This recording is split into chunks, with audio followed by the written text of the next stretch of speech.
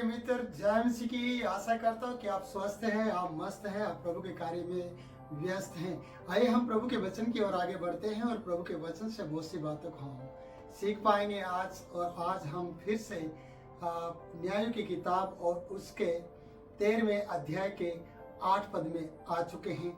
और 13वें अध्याय के 8 पद में हम इस प्रकार से पढ़ते हैं कि मनोहा की जो जिज्ञासा थी, दिल की चाहत थी, जब उसने अपने पत्नी के द्वारा उन बातों को सुना कि उसे एक पुत्र होगा, वो भी आनंदित हो गया, क्योंकि परमेश्वर के दूत ने दर्शन देकर उसकी पत्नी से बातचीत की थी। आइए हम 8 पद को देखते हैं। वहां पर इस प्रकार से लिखा है, तब मनोहा ने यहोवा से विनती की।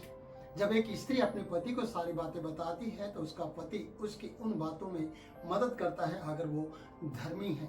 अगर एक अच्छा भाई विश्वासी है और उसकी पत्नी भी विश्वास करती है और उसकी पत्नी दिन भर की सारी बातों को अपने पति को बताती है, तो उसका पति उसके लिए उन बातों में मदद करता है। जिस प्रकार से मनोह ने अपनी पत्नी की बात सुनकर परमेश्वर से विनती की, प्रार्थना की। और क्या प्रार्थना है? विनती की, सुन।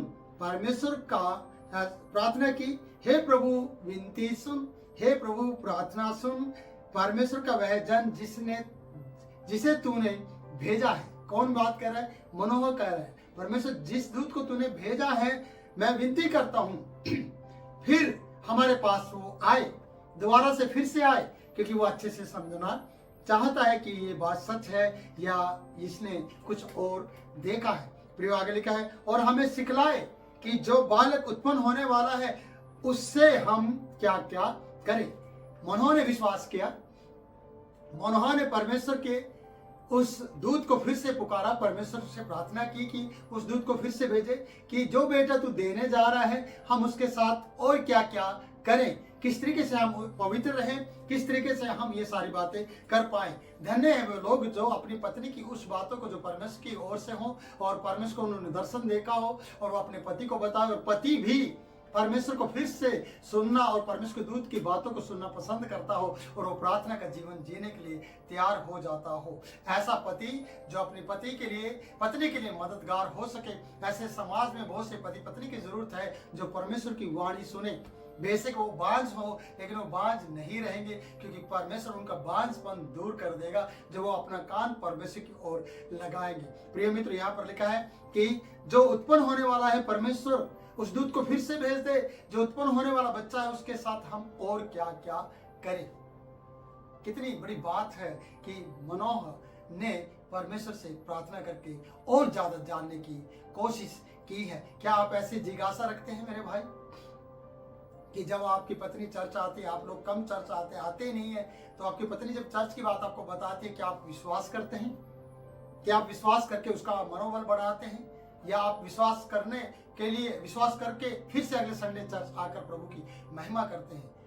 मैं समझता हूँ कि आप उसका मजाक करते होंगे, ठट्टा करते होंगे। ये मनोह मजाक कर सकता था कि हम बांझ हैं, मैं बुजुर्ग हूँ और हमारा इतने सालों से बच्चा नहीं है, ऐसे कैसे हो सकता है? पर लेकिन उसने विश्वास किया। उसने कहा, फिर से परमेश्वर के दूत को हम देखना चाहेंगे। फिर से हम प्रार्थना करते हैं परमेश्वर से कि परमेश्वर उस दूत को भेजे कि हम होने वाले उस पुत्र के बारे में और जानकारी रखें और उसके लिए क्या क्या शुद्धता की बात कर सके, या उसके लिए किस तरीके से हम पवित्र रह सके।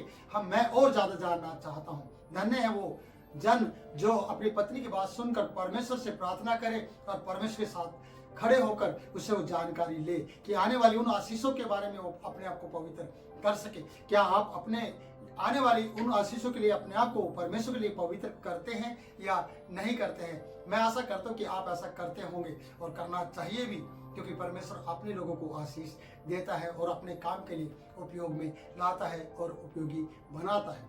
प्रियो, आगे बढ़ते हैं।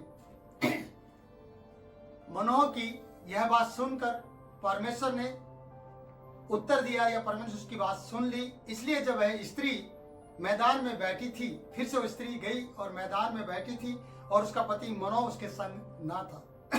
देखिए, पति फिर भी उसके संग नहीं था, लेकिन पति ने प्रार्थना की थी कि फिर से परमेश्वर दर्शन दे, उसका दूत दर्शन दे और वो मैदान में बैठी थी क्योंकि उसका इंतजार कर रही थी कि जैसे उसने पहले दर्शन पाया था उसी तरीके से वो फिर से उस दर्शन को पा सके। और मनोह जो उसका पति था वहां पर नहीं था, उसके संग ना था, तब परमेश्वर का वही दूत उसके पास आया।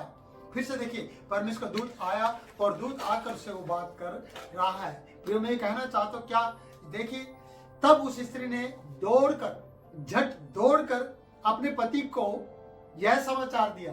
उसने उस दूत को आते देखा और अपने पति को जाकर जल्दबाजी में या जल्दी से यह समाचार दिया कि वह मेरे पास, वो पुरुष मेरे पास आया है जो उस दिन आया था, उसने मुझे दर्शन दिया है।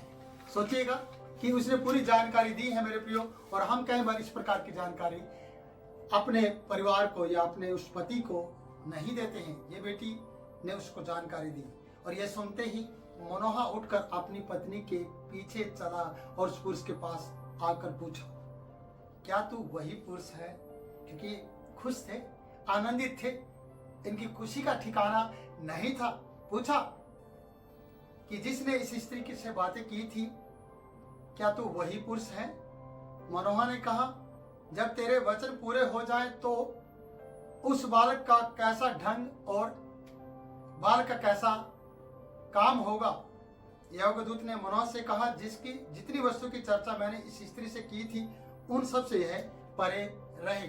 उन्होंने दूत का दर्शन पाया और इन्होंने सवाल किया कि उसका ढंग क्या होगा, उसका काम क्या होगा।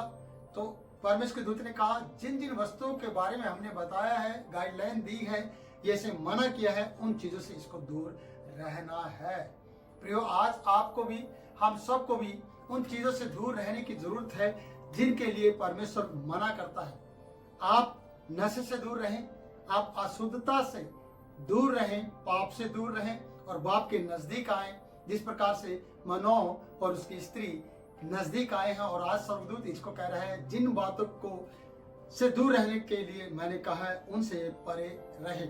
आज आपको भी अपने जीवन में उन बातों से परे रहना है जिसके कारण से वो आशीष आपके जीवन में आ सके। इसलिए यहाँ 13वां पद बता रहा है कि यहोवा के दूत ने मनोह से कहा, जितनी वस्तुओं की चर्चा मैंने इस स्त्री से की थी उन सब चीजों से या वस्तुओं से ये परे रहे।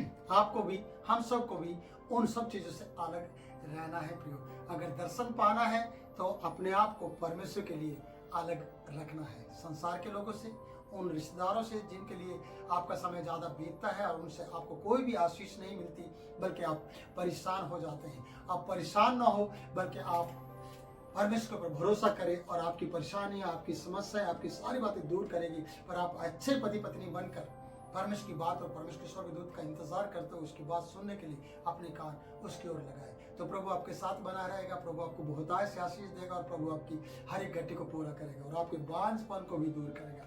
जिस घर में आशीष नहीं है उस घर में आशीष लेकर आएगा परमेश्वर। उसका दूत आपको दर्शन में बातचीत करके आपको गाइडलाइन देगा कि आगे आपको क्या करना है। तो प्रभु इन वचनों के द्वारा आपको आशीष दे। फिर मिलेंगे नई वीडियो में नए वचन के साथ। तब तक के लिए मैं आपसे इजाजत चाहता हूँ। आप इस वीडियो को लाइक करें, शेयर करें और हमारे चैनल को सब्सक्राइब करें ताकि ये वीडियो औरों के लिए भी आशीष का कारण बने। जय मसीह की। Bye bye.